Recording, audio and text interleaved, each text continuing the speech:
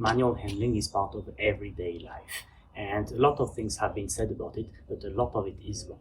Let me give you an example. For example, the golden rule of manual handling is presenting as bend your knees. Well, look what happens when I bend my knees. You see my back goes round, I'm messing up my lower spine, and I'm at a distance from the load, which will therefore be crazy heavy. So definitely bend your knees is not the golden rule of manual handling. Actually, bend your knees will only help you for loads which are above knee level.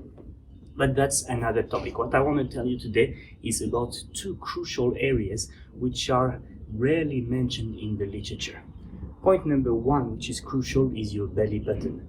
Point number two is the elbow fold. Let me explain. As you can see in this diagram, this is where you're the strongest. Whenever a load is at this level, well, you're as strong as you could be. As soon as the load goes close to the floor or up there or far away, you get weaker. Hence, the goal of manual handling, after having made sure that you really need to carry, because if you don't need to carry, don't.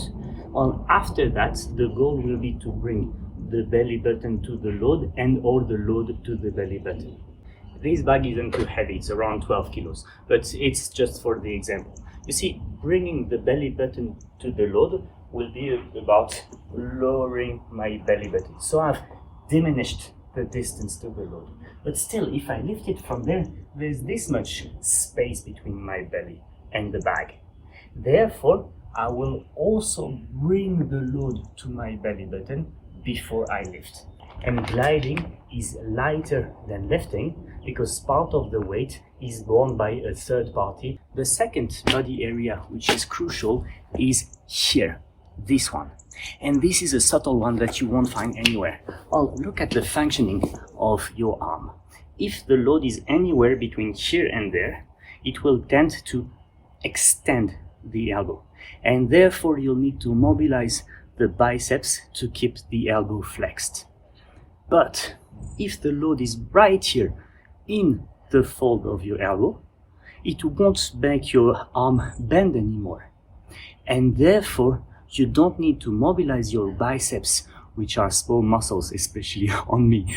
You will directly go to bring the load on the latissimus dorsi, which is way, way, way bigger. It has many, many fibers going from the pelvis, lower back, and half of the mid back, and all converging under one spot here, under the humerus. So you see, the latissimus dorsi is really meant to be, say, a pillar for the weight of your arms.